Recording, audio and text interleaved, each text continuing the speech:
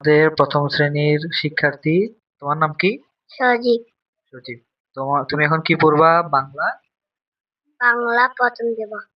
অনুচ্ছেদ পড়বা না এখন? আমার গল্পটা পড়বো না, আমার অনুচ্ছেদটা পড়বো না?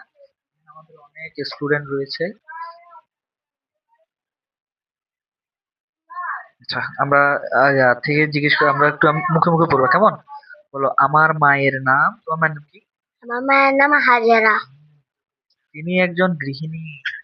তিনি একজন গৃহিণী না চাকরিজীবী? বলো, তিনি একজন চাকরিজীবী। চাকরিজীবী। তিনি আমাদের তিনি আমাদের পরিবারের পরিবারের দেখাশোনা করেন। দেখাশোনা করেন। আমাদের জন্য আমাদের জন্য মা মা রান্না করেন। রান্না করেন। এখানে দেখো, এবং এবং আমাকে আমাকে অতি যত্ন অতি যত্ন করে করে খাওয়ান। খাওয়ান। তিনি তিনি আমার আমার স্বাস্থ্যের স্বাস্থ্যের যত্ন নেন যত্ন নেন এবং এবং বাসায় বাসায় পড়ান।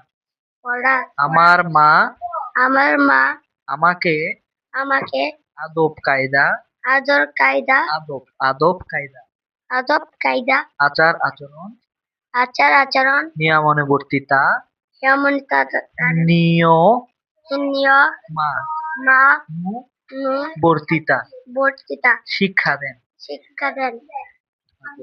তিনি আমাকে তিনি আমাকে বিভিন্ন বিভিন্ন বিভিন্ন বিভিন্ন অনুষ্ঠানে অনুষ্ঠানে এবং এবং আত্মীয় স্বজনের বাসায় বেড়াতে নিয়ে যান।